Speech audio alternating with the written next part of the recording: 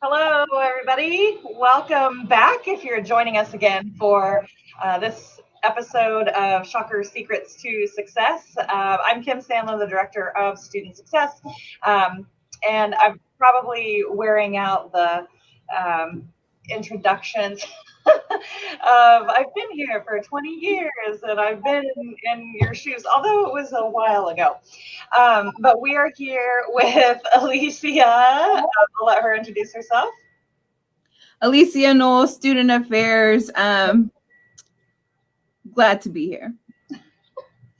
We're both alums, have worked here a very long time, combined probably almost 40 years. I was gonna say 50, but okay. We're going with 40, girl. We're going 40. okay.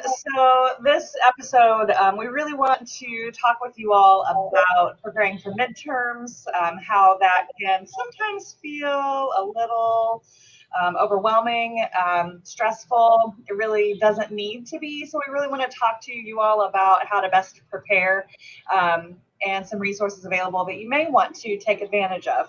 I was reminded in some meetings and discussions today with some of our success coaches and some folks that are helping our students right now that it's really in the way that you think about and approach midterms and what that looks like and feels like. It's really in your power to decide for you. Is this going to be stressful? Am I going to let it stress me out? What's going on that I can in my life that I can kind of take a look back, take a step back, take a look at what I need to do to get in the place where I need to be so that I'm successful. It's all in your power, right? And it's all in the way that you approach it. If you think in your mind and talk yourself into, I'm supposed to be stressed and this is hard and I haven't done midterms before and I don't know what to expect, then you can really work yourself up and create some stress for yourself.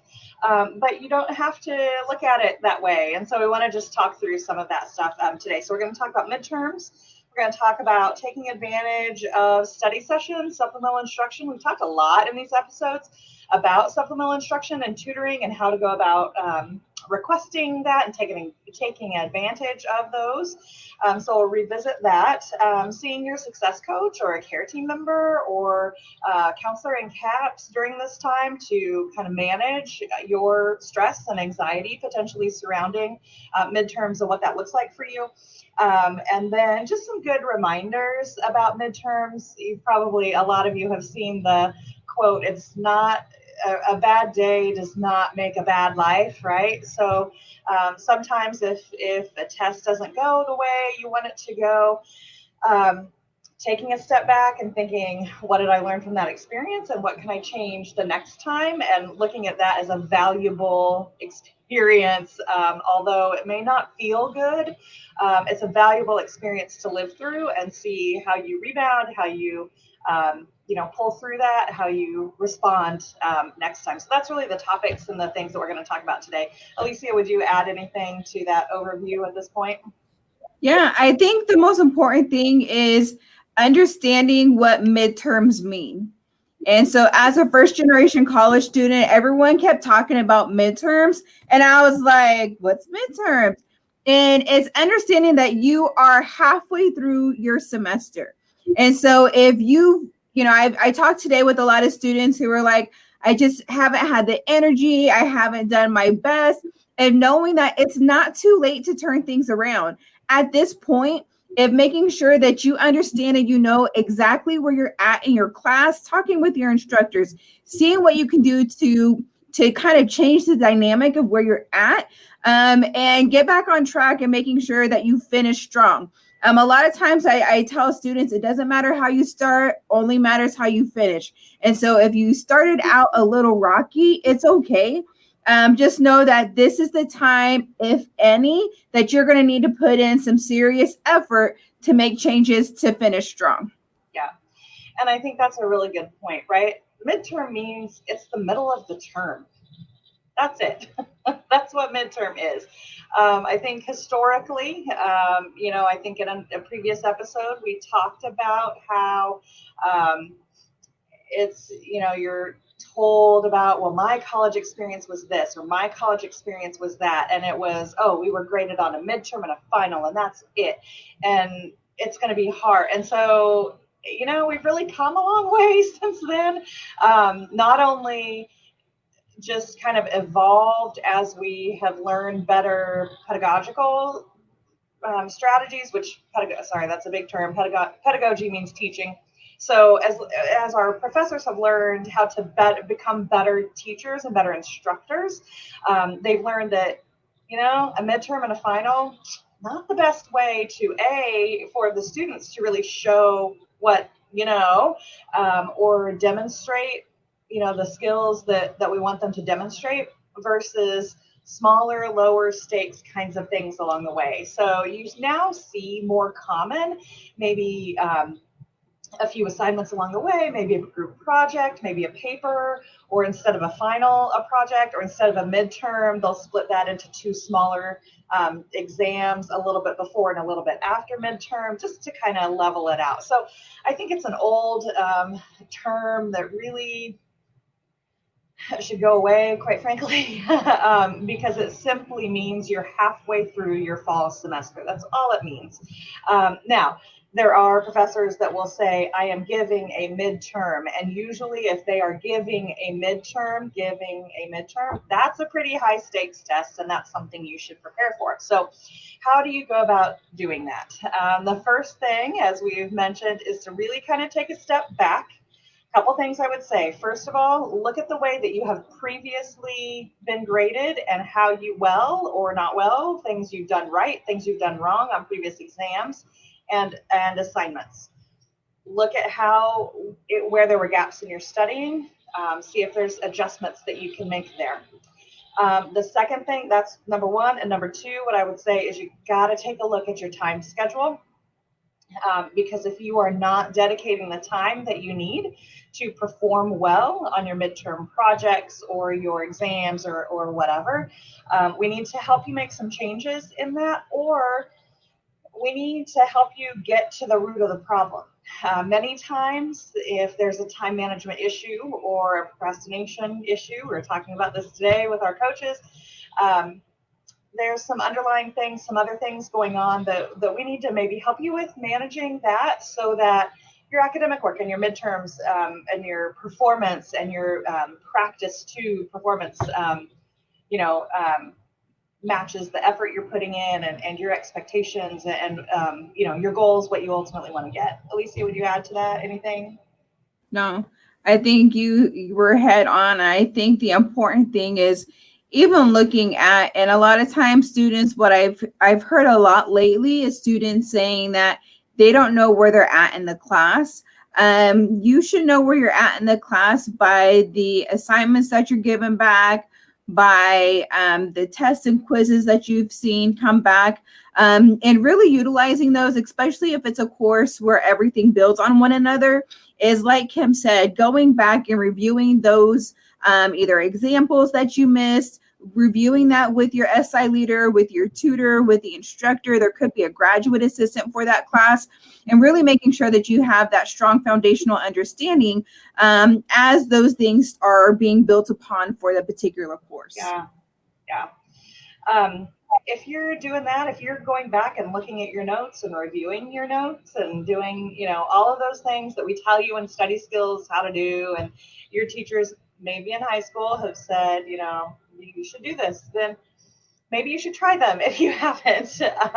That's how you really make sure that you are mentally prepared and going into some kind of exam. The other thing that I would say, you all need to make sure that you have the correct technology that you need. If these are proctored exams and you've never taken a proctored exam before, it's a little bit different.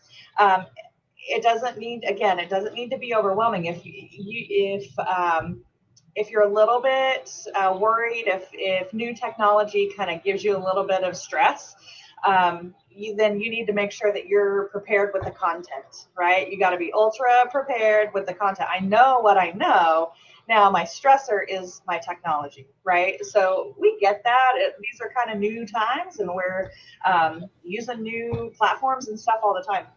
Yeah, I think another thing that a lot of students don't take in consideration until much later in their academic career is understanding how you best learn. And I think that's really key is, as a first generation undergraduate student, I did not know that I best learned by doing. And so I'm sitting there and I'm listening and I'm taking notes and I'm watching, but it really wasn't until I actually did it myself that it really clicked for me. And so working with your success coach, working with your faculty to have that better understanding of how do you best learn.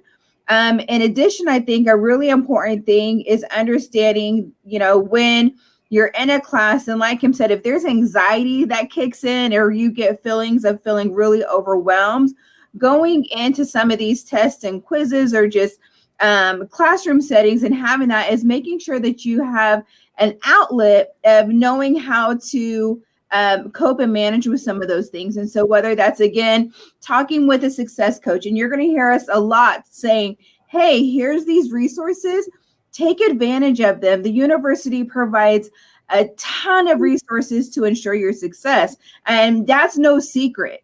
I hope it's not a secret because there's so many resources that are put into place to help students be successful, but it's upon you to act on it. And so whether it's working with a success coach, going to our testing center to get some tips, going to our counseling and prevention services, to talk with someone about, anxiety and test taking, that's very real. And own it and say, okay, this is something that I have a fear of. What do I need to do to best prepare myself to go into, this next, test, quiz, whatever that may be? Yeah. I worked with a student who contacted our office, and I sat down and met with her, and she said, I should be getting a better grade than I am.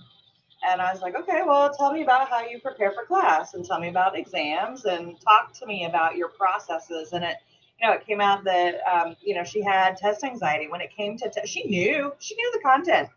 It just was a matter of getting anxious and stressed when the thought of an exam just really, she blanked, right? So there are folks that can help you with some strategies so that next time, if that is something that you're struggling with, a lot of students have this. And I think it's sometimes built into us, right? The pressure of performing on a standardized test, the pressure of performing on a state assessment, and how, that it's a little bit different in college when we're talking about testing and exams and things like that. But I think a lot of students work themselves up as though this is my future. My future depends on this exam. And I screwed up plenty of tests and papers and projects when I was in college. And I came out okay. So again, one test, one bad grade, one bad paper, one bad test does not define a semester. Does not define a major, a class. It doesn't define you.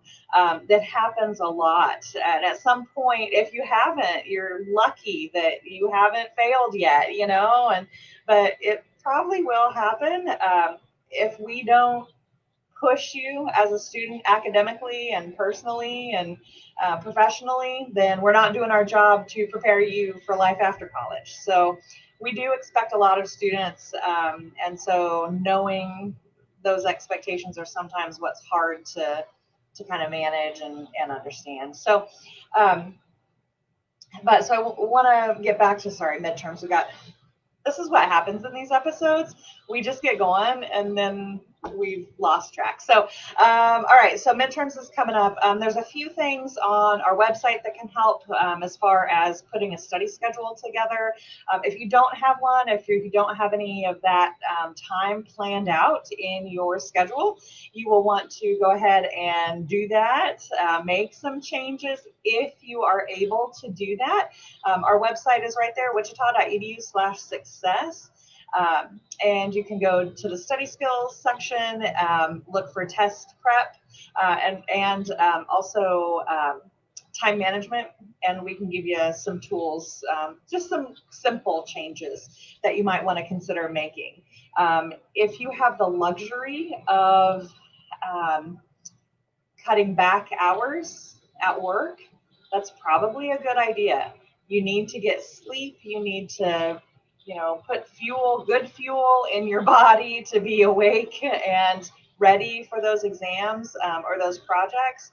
Um, and so you need to take care of yourself. And if that means working a little bit less, that's great. Not always a possibility, and we understand that. But where are the places in your schedule that you may be able to cut back a little bit so that you can add a little bit of study and prepared time? That may mean sacrificing a little bit of social time. Number one kind of thing that students really don't want to give up is gaming and social media and all of that. So, Alicia? Yeah, I think one thing that I've heard a lot recently, Kim, is students saying when I'm asking them, oh, there's, supplemental instruction for your OChem class or for this. And they're like, well, yeah, but it conflicts with work.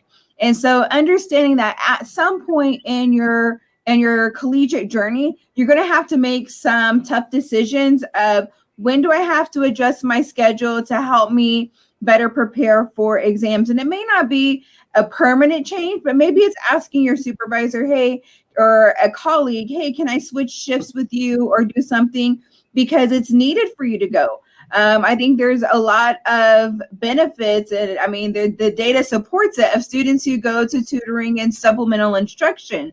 And it's being able just to, if you're someone like me who was afraid of asking questions in class in front of a group of people, not having that anxiety and overwhelming of asking an instructor for help, being able to go and get that in a small group setting, peer to peer, and have that better understanding and knowledge of the content is really important. Yeah. And that's a good segue into tutoring and supplemental instruction. If you're feeling like your SI leader, or if they just have sessions when you can't make them, know that the SI leaders are very flexible and they are over willing sometimes to accommodate students' schedules. So if you cannot make their sessions, they have office hours. If you cannot make their office hours, they will work with you independently. So please know that just because they have a session when you're in class, or you have work, or you have other duties at home, or whatever the case may be, whatever the conflict is, they're still willing to help with you. And so it doesn't help you, work with you, help you. It doesn't matter, don't let your schedule stop you from reaching out to your supplemental instruction leader. And I'll tell you, sometimes those SI leaders are great, and sometimes they sneak in extra study sessions for the students who are attending their sessions. So that's one of the secrets and one of the benefits, and why supplemental instruction is so beneficial. If you're putting through that effort, or you're putting forth the extra effort, they're going to work with you, and they're going to give you everything that they can to help you be successful. So they're tremendous resources for you. Additionally, the tutoring area as well. We're getting a few questions about study halls and study groups and that kind of thing. So go ahead and reach out to the Shocker Learning Center. They can give you some tips and tricks on how to, get some study groups going virtually. Or, we've talked in a previous episode, while the weather's still nice, you all can have study halls outside. And, we see students enjoying campus like that. So know that that's all there for you. In order to get a tutor, I would get on it. If you haven't already requested a tutor and you need one, you need to get on it right away. So go to your portal and find the student tools box on your main screen there, and then you request a tutor. It'll take you to another screen. Click the blue button. It'll walk you through some things. It'll tell you to select the class you need a tutor for, and we'll get you taken care of. Yeah. And I think the other thing is, keep in mind that there are many different spaces on campus to get tutoring from. And so we have the tutoring center, the the supplemental instruction, the Chakra Learning Center. For engineering students, there's Geeks, there's our TRIO programs, our diversity and inclusion. They have tutoring. So there's a ton of tutoring available on campus. And the one thing that I think is that we do really well is that if there's a need for a student and maybe one office is not able to provide that need, is we really try to work together to make sure that we can help meet your need. But like Kim said, the sooner if you're already having that, like, oh, I didn't do as well on that test, and like, I think I'll be okay, but I might not, go ahead and put in that request, because it may take us up to 2 weeks to find a tutor for you. And a lot of times students say, well, I put in the request, but I didn't get one in time because the test is next week.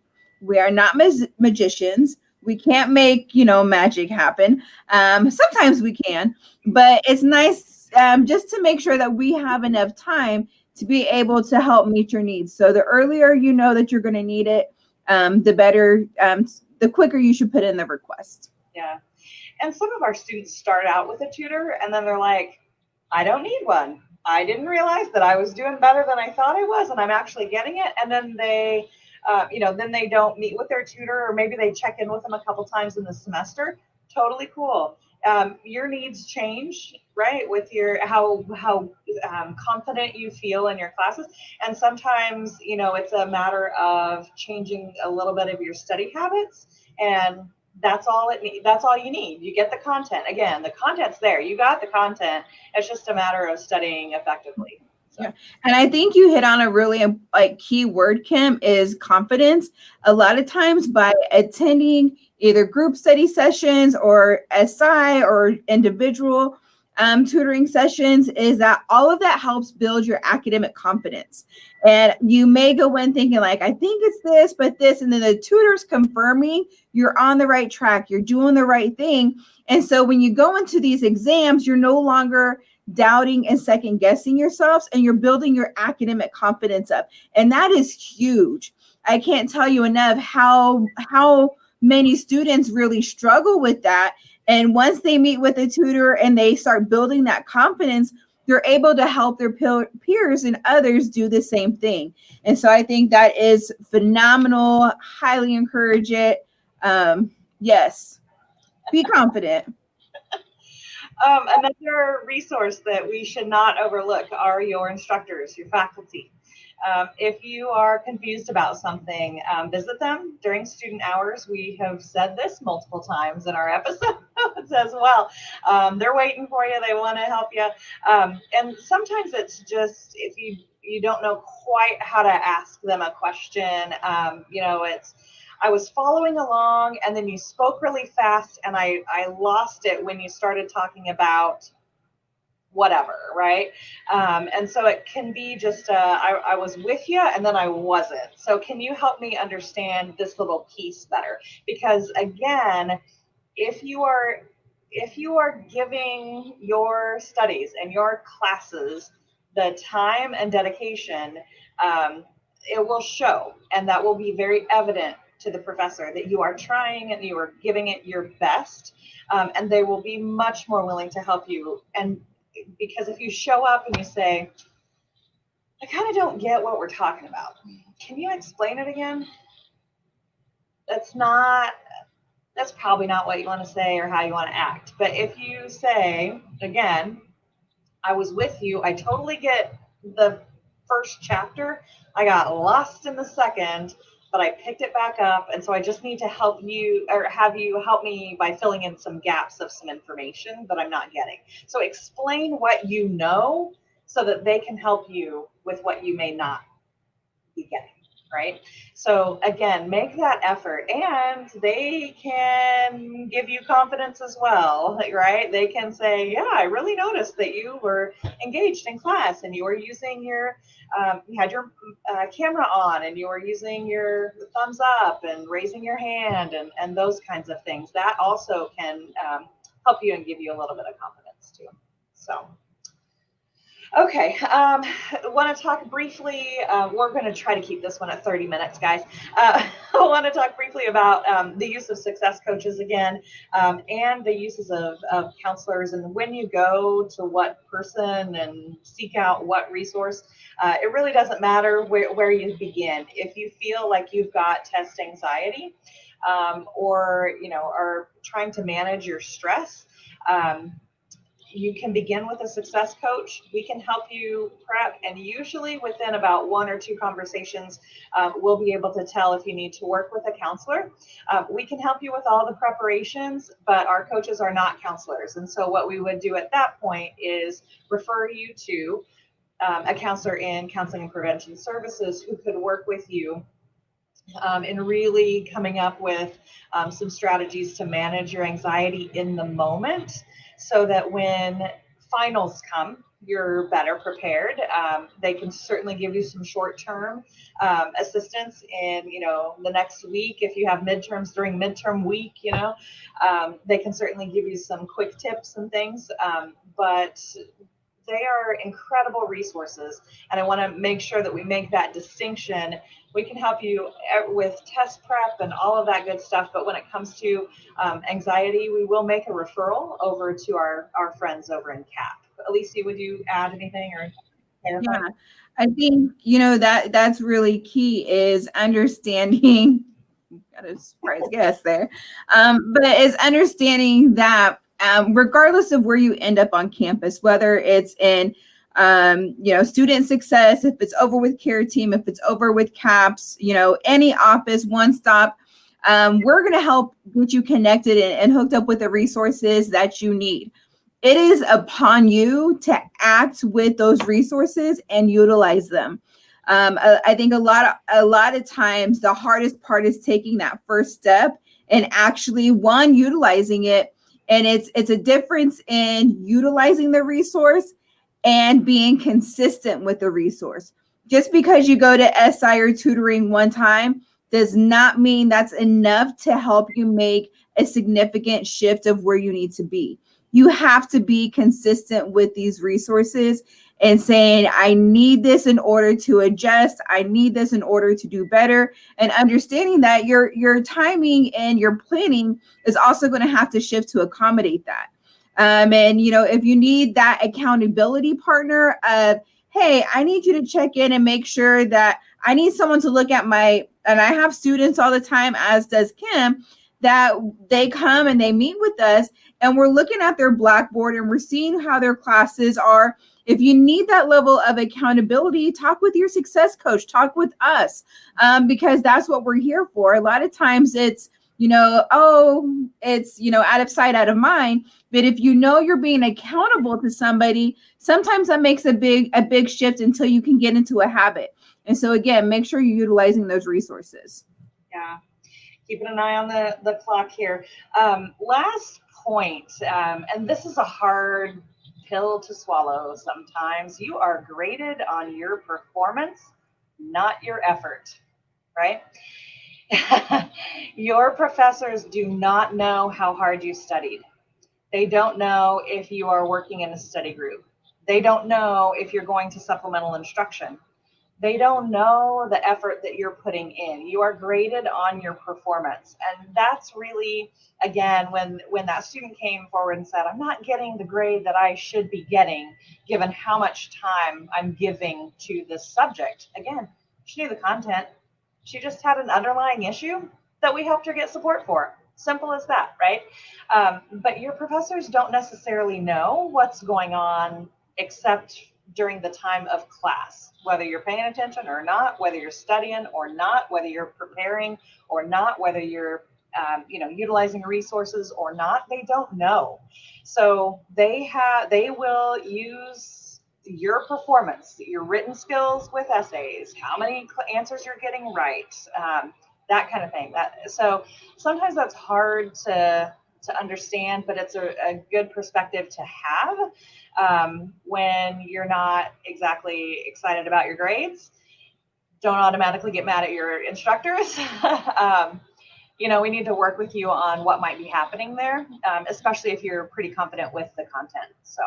Yeah. Just a little. I even think it's a good reminder is typically around this time when life isn't so kind, there may be outside influencers that are negatively impacting your academic success. And so that could be you lost a job, a family member lost their job. So there's financial insecurities, food or housing insecurities. There could be depression, anxiety, all kinds of things that can be impacting your success. And if that's the case, put in a care report.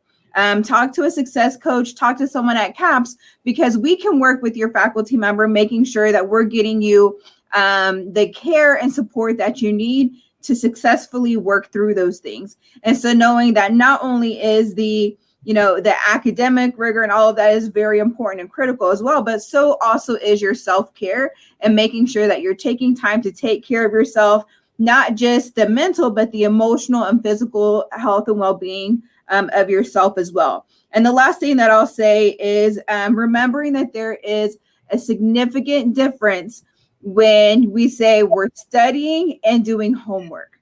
And I say this almost every session because it's very hard, especially for new students. They're saying, well, I did all my homework. And I'm like, well, yeah, that's great. But how much time did you spend studying? And it's a difference. And when you shift and you begin to study and you're reading the content and you're engaging in Blackboard or conversations in class, you open your mind to a whole new level of understanding and learning. And so making sure that that's something that you're adding to your routine, and you will see a significant shift. I guarantee. I had a student, I remember one semester in my office, and I was asking, well, let me see your book. Let me see your textbook and how you're taking notes and what are you doing?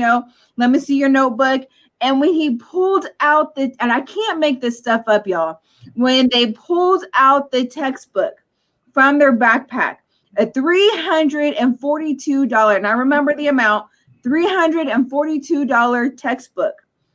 There was still the shrink wrap on the textbook, and we are 2 weeks past midterms.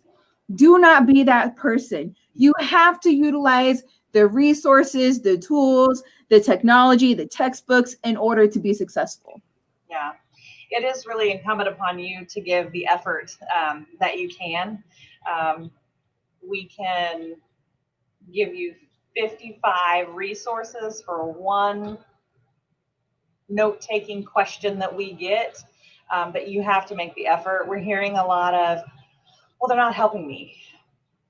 Okay, what you're asking for and what we can provide may not be what you anticipated, but it's what we know to actually be to work in that situation. And you have to read your whole email.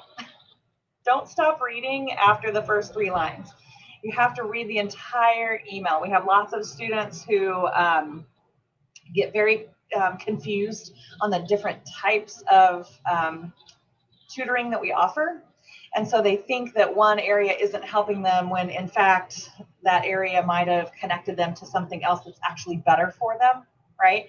And so it's hard to understand all of the ins and outs that the university has and the resources and how it works together and where to go and all of that. That's one of the reasons we do these episodes.